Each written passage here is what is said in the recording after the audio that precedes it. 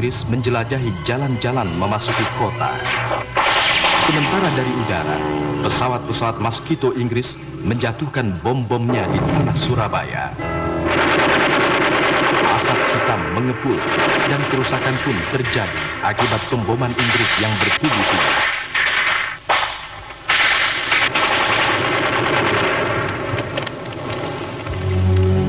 Pertempuran sengit pun berkobar di mana-mana, dari rumah ke rumah, di jalan-jalan, di daerah-daerah seperti Simampir, Sawapura, Sidotopo, Nyamplungan, juga di jalan kereta api Viaduk. Bahkan kantor gubernur Jawa Timur tidak lepas dari arena pertempuran sengit ini. Pertempuran sengit sebagai perlawanan rakyat Surabaya juga terjadi di stasiun kereta api Pasar Turi, markas BPM di Wonokromo, di kebun binatang, jembatan Wonokromo, dan akhirnya pasukan Inggris sampai di Waru dan Bendowo. Bertahanlah! Allah akan memberikan kemenangan kepada kita. Daerah Jembatan Merah diduduki oleh pasukan Inggris. Di daerah ini banyak terdapat masyarakat Cina yang juga mempunyai badan palang merah. Pertempuran terakhir di kantong-kantong pertahanan dalam kota Surabaya antara pemuda, pelajar melawan Inggris. Akibat penyerbuan Inggris tersebut, tidak sedikit masyarakat Surabaya mengungsi ke pedalaman menuju Sidoarjo. Mereka meninggalkan tempat tinggal mereka dengan membawa barang-barang seperlunya. Pada tanggal 15 November 1945, Presiden Soekarno mengangkat Bung Sahrir sebagai Perdana Menteri Kabinet Parlementer. Tanggal 18 November 1945, Bung Hatta menikah dengan Rahmi di Megamendung, Jawa Barat. Semangat perjuangan di ibu kota Jakarta tetap teguh dengan moto-moto dan slogan yang bernada patriotik, sehingga pasukan Nika bekas Kenil mulai menangkap dan membunuh orang-orang Republik. Polisi militer Inggris pun turun tangan untuk mencegah meluasnya pertumpahan darah atas perlakuan pasukan Nika dan kaki tangannya yang sering melakukan teror.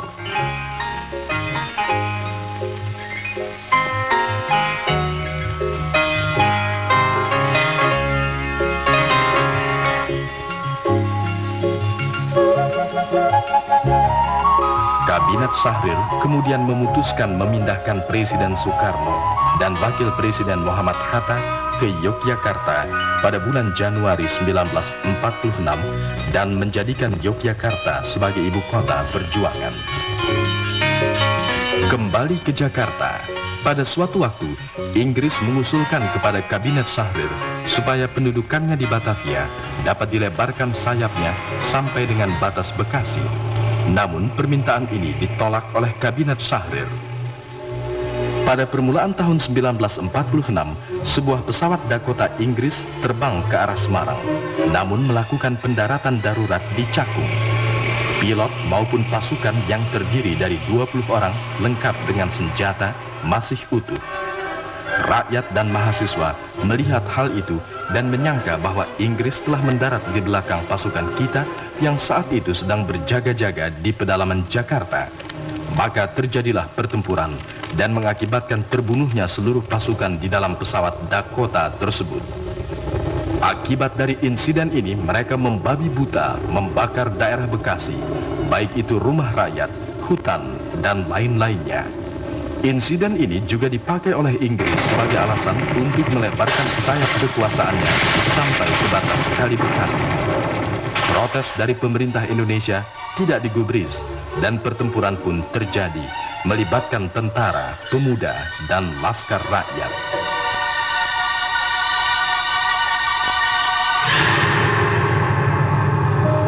Inggris masuk ke Semarang dengan alasan untuk menyelamatkan para tawanan perang sipil yang berada di Ambarawa. Mungkin mereka takut akan terjadi peristiwa yang sama dengan Surabaya. Maksud kedatangan mereka adalah untuk melebarkan kekuasaannya ke seluruh pedalaman Indonesia, terutama Semarang. Mereka bergerak selalu dengan konvoi dalam jumlah yang besar, dengan 30 tank dan ratusan truk berikut 4 kompi pasukan memasuki Ambarawa tanpa meminta izin dari pihak Indonesia, sehingga terjadilah pertempuran. Pertempuran ini dikenal dengan Palagan Ambarawa dan menjadi bagian sejarah perjuangan kemerdekaan Indonesia. Ini adalah kubu pertahanan pasukan Indonesia dengan meriamnya dalam keadaan siap untuk menyerang pasukan Inggris di Ambarawa. Tentara mendapat dukungan dari lapisan pemuda dan rakyat. Panglima Besar Jenderal Sudirman menggunakan taktik gerilya dan taktik perang supit turang untuk memenangkan pertempuran tersebut. Gambar ini menunjukkan sebagian jalannya revolusi kemerdekaan Indonesia. Tank-tank ini terkena serangan dari pasukan Indonesia yang katanya menggunakan take danto atau mortir kaliber kecil buatan Jepang.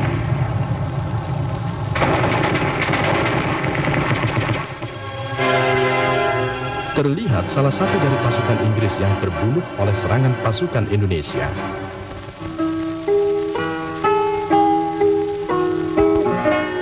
Pasukan Inggris sampai ke tempat tujuan dan mengangkut para tawanan sipil ke Semarang.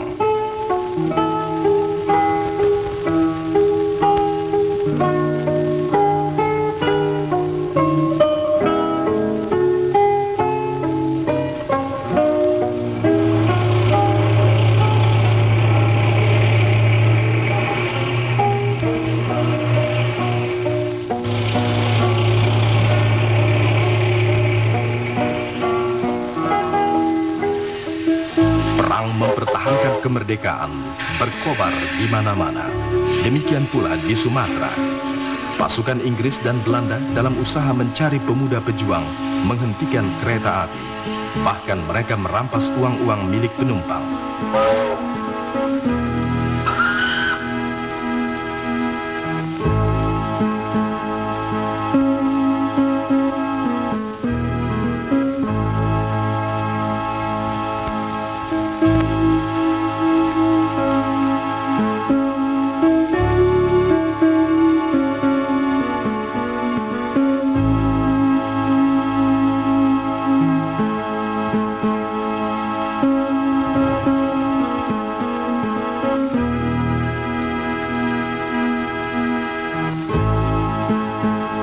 Ini adalah pasukan Popda yang dibentuk untuk mengembalikan tahanan perang sipil sekutu ke Jakarta atau Semarang. Nampak di sini Mayor Haryono selaku penghubung Republik Indonesia dengan pasukan Inggris. Daripada bertempur untuk mengembalikan tawanan perang sipil maupun militer, maka disepakati pihak Indonesia mengembalikan mereka dari Solo ke Jakarta lewat udara dan dari Cirebon melalui laut maupun dengan kereta api. Suasana politik di Jakarta pada waktu itu mulai membaik. Inggris pun berhasil membawa Indonesia dan Belanda ke meja perundingan Linggarjati.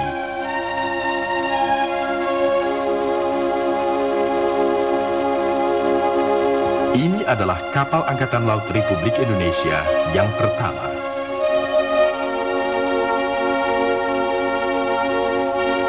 Hubungan baik itu ditandai pula dengan pertandingan sepak bola di lapangan Ikada. Nampak pula pesawat tempur Republik Indonesia mendarat di Bandar Udara Kemayoran dari Yogyakarta membawa Mayor Jenderal Sudibyo, Kapten Halim Perdana Kusuma, dan Kapten Adi Sucipto. Mereka diterima oleh penghubung Inggris, Mayor West.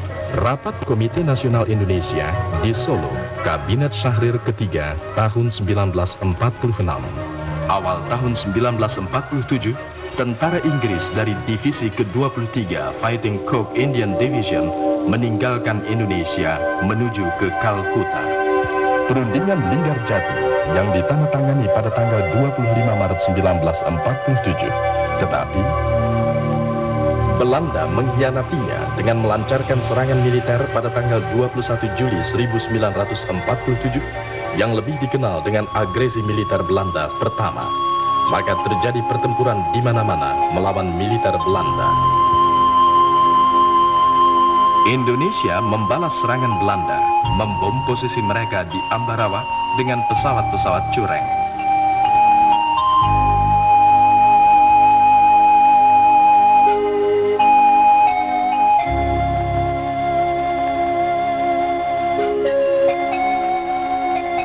Belanda memperkuat posisinya dengan menduduki Palembang pada aksi militer pertama dan mendarat di Pelaju.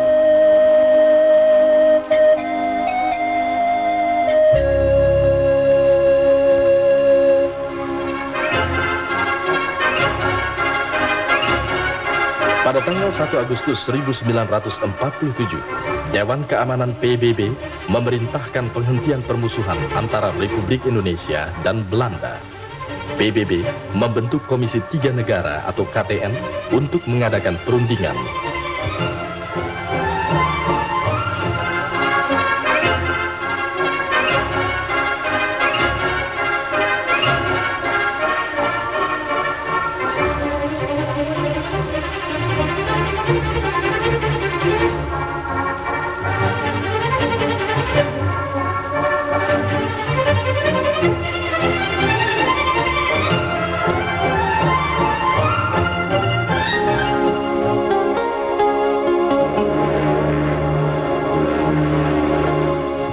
Perundingan dimulai pada tanggal 8 Desember 1947 di atas kapal perang Amerika USS Renville yang berlabuh di Teluk Jakarta.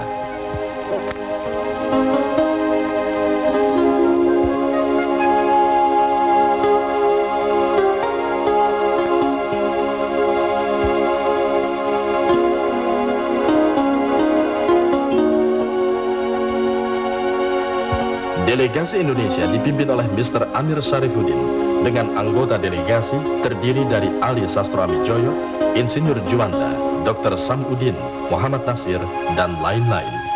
Sedangkan delegasi Belanda dipimpin oleh Raden Abdul Qadir.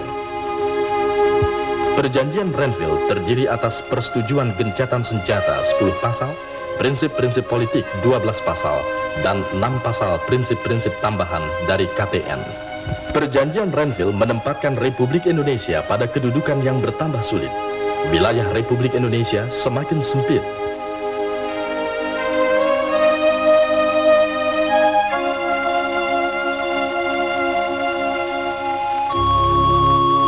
Sebagai akibat perjanjian Renville, 35.000 anggota divisi Siliwangi harus hijrah dari Jawa Barat ke Jawa Tengah.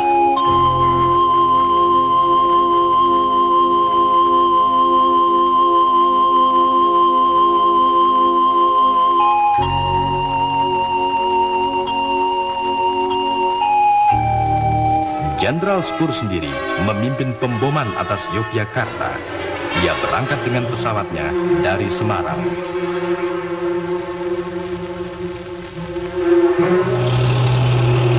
Belanda mempersiapkan militernya untuk mengadakan agresinya di lapangan udara Semarang.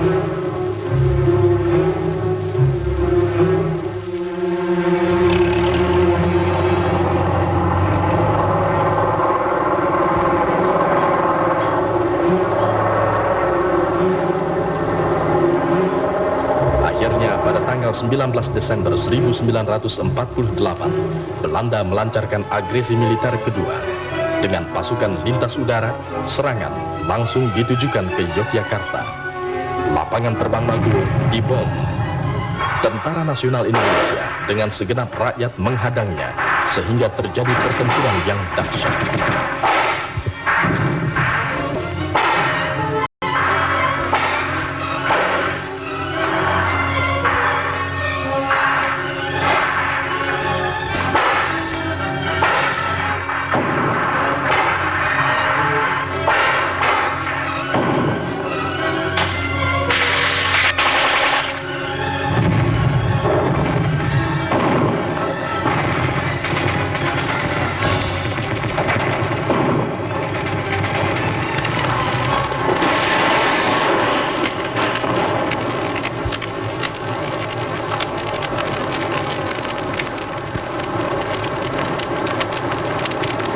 Kota Yogyakarta dihancurkan dengan pemboman Belanda, dan akhirnya seluruh kota Yogyakarta jatuh di bawah kekuasaan Belanda.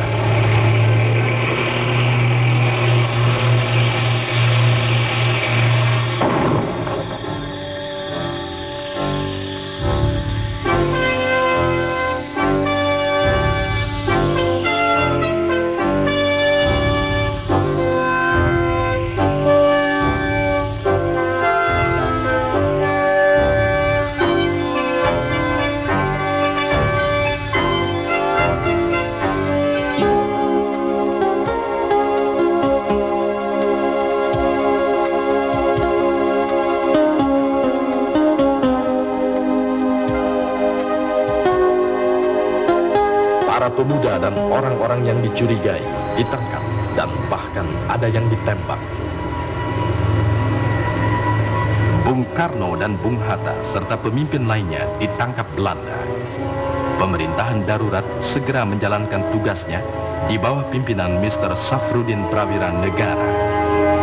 Penangkapan para pemimpin Indonesia mengingatkan kembali pada masa-masa lalu, dibuang ke Digul dan tempat-tempat lainnya. Bung Karno, Bung Hatta, Agus Salim, dan lain-lainnya dibuang ke Bangka.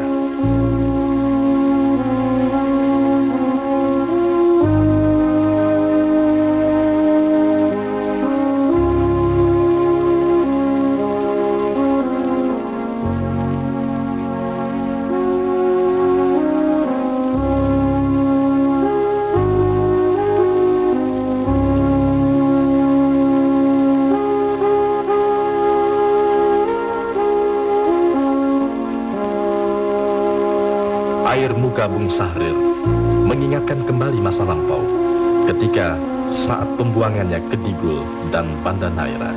Begitupun Bung Hatta.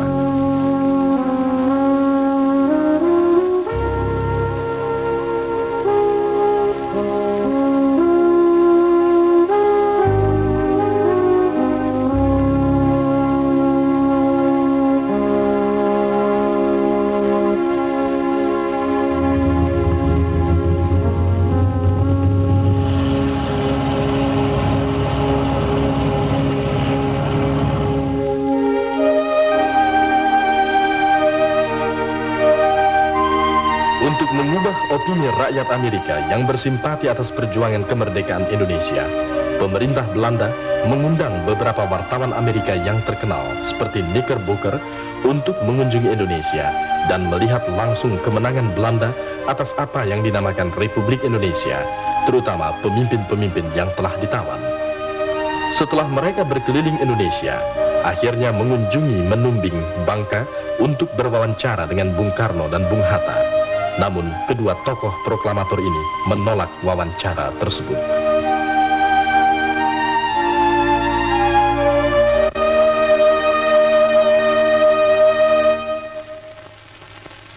Pasukan marinir Belanda di Jawa Timur pada aksi militer kedua tahun 1949. Sementara pasukan gerilya Indonesia terus berjuang. Mereka mengganggu kedudukan musuh di samping memutuskan hubungan-hubungan darat, merusakkan hampir semua jembatan dengan menggunakan bom pesawat ataupun dengan cara lain.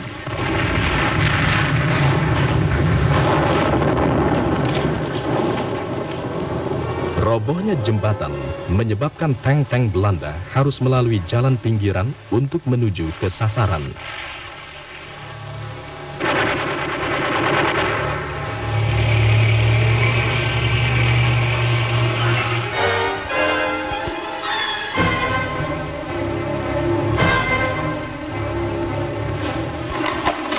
Pasukan Belanda dalam kemarahannya menghentikan dokar-dokar yang dikiranya mengangkut para gerilyawan.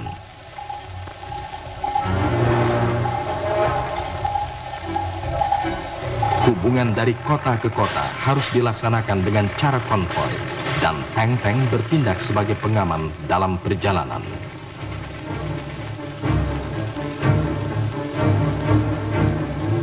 Walaupun Bung Karno dan Bung Hatta ditawan, namun perjuangan rakyat Indonesia terus berjalan. Pejuang-pejuang Indonesia bergerilya di mana-mana, memberi pukulan-pukulan kepada pasukan pendudukan Belanda. Bahkan pada tanggal 1 Maret 1949, mengadakan serangan umum terhadap Belanda ke kota Yogyakarta di bawah pimpinan Letnan Kolonel Soeharto. Pertempuran ini dikenal dengan Janur Kuning. Kota Yogyakarta dapat diduduki beberapa waktu. Perlawanan militer ini sangat mempengaruhi kedudukan Indonesia di mata dunia.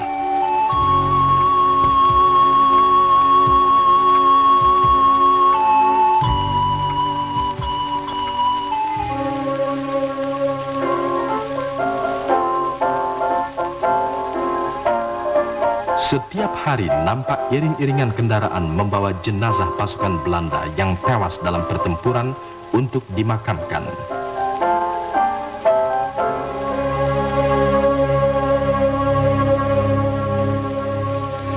Di Sumatera, perjuangan mempertahankan kemerdekaan Indonesia tidak pernah berhenti. Pemerintah darurat di bawah pimpinan Mr. Safrudin Prawira Negara dan Teguh Hasan berjalan dengan lancar. Bahkan mampu melemahkan posisi Belanda untuk memproduksi dan mengekspor bahan-bahan mentah ke luar negeri seperti karet, kopi, teh, minyak, dan lain-lain. Hubungan dari kota ke kota di Sumatera juga terputus sehingga Belanda selalu menggunakan konvoi. Sementara pasukan gerilya terus mengganggu arus konvoi tersebut. Jika ada gerilya yang tertangkap, maka mereka disiksa dan dibunuh.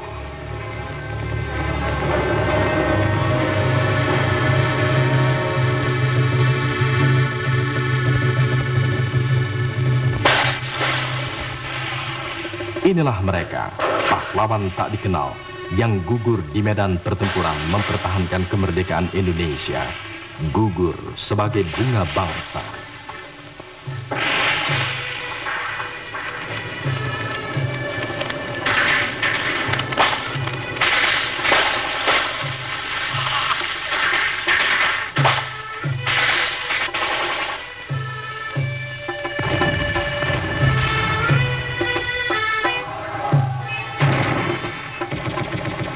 Setelah beberapa bulan mereka ditawan, akhirnya mereka dibebaskan atas desakan Dewan Keamanan PBB dan opini dunia yang mencela tindakan dan agresi Belanda di Indonesia. Hal ini pun melahirkan persetujuan Rum van Rooyen. Dengan terbebasnya para pemimpin Indonesia, rakyat Bangka menyambut gembira. Bung Karno dan Bung Hatta disambut masyarakat Bangka dari jalan-jalan hingga ke lapangan terbang. Suatu pertanda begitu cintanya rakyat terhadap pemimpinnya yang telah melepaskan belenggu penjajah. Begitupun setelah tiba di Yogyakarta pada tanggal 6 Juli 1949, sambutan rakyat di pinggir-pinggir jalan dari lapangan terbang hingga ke tempat kediaman Bung Karno dan Bung Hatta nampak hangat.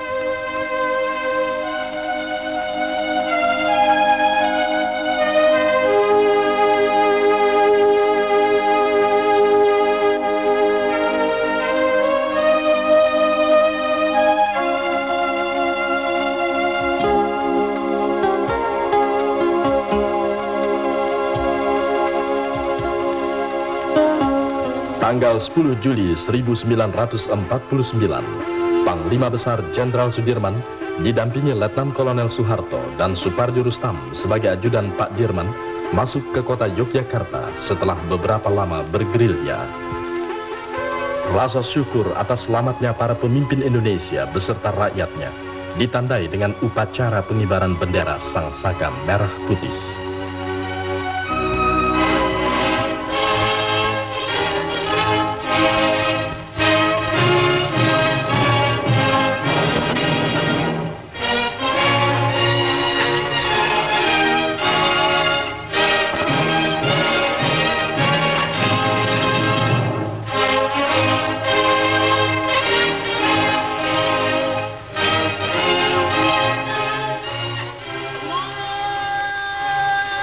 Para pemimpin Indonesia, Bung Karno, Bung Hatta, para pejuang lainnya, beserta segenap rakyat, mengadakan sholat bersama dan syukuran di lapangan, sebagai rasa syukur dan nikmat yang diberikan oleh Tuhan Yang Maha Esa atas kemerdekaan bagi bangsa Indonesia.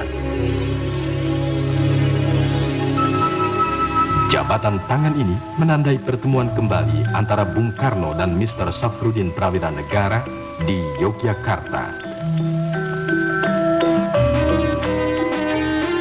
Pada tanggal 19 sampai dengan 22 Juli 1949 di Yogyakarta dan tanggal 31 Juli hingga Agustus 1949 di Jakarta dilangsungkan konferensi antar Indonesia yang diikuti oleh wakil-wakil Republik Indonesia dan wakil-wakil negara bagian yang dibentuk Van Mook.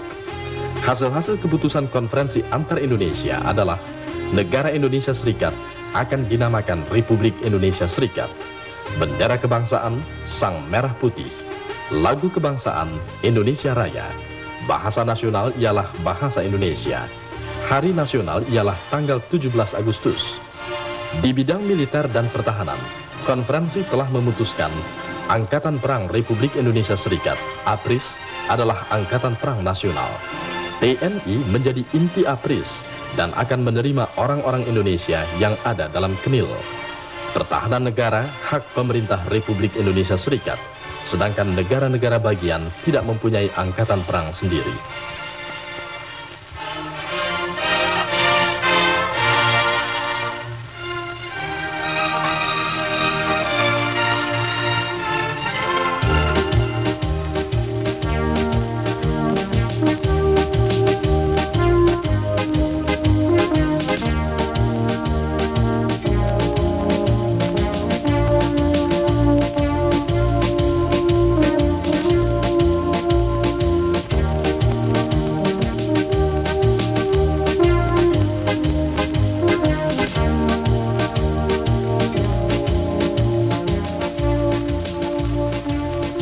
Pagi ini, Insinyur Soekarno diangkat menjadi Presiden Republik Indonesia Serikat.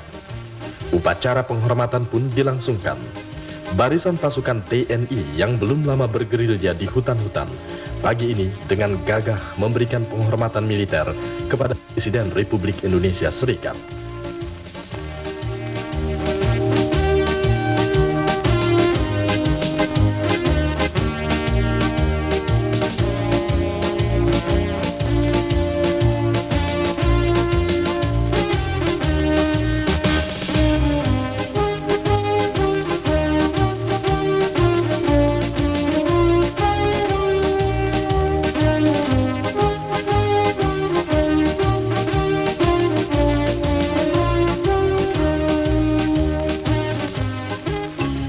Pada malam harinya, para peserta konferensi antar Indonesia mengadakan malam perpisahan bersama anggota UNCI PBB.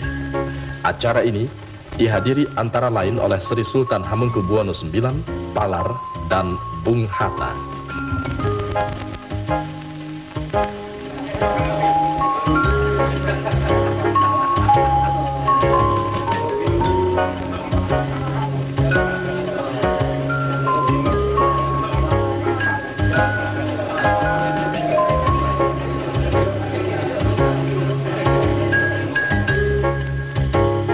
Dalam perjalanannya, singgah di India dan bertemu dengan Jawaharlal Nehru.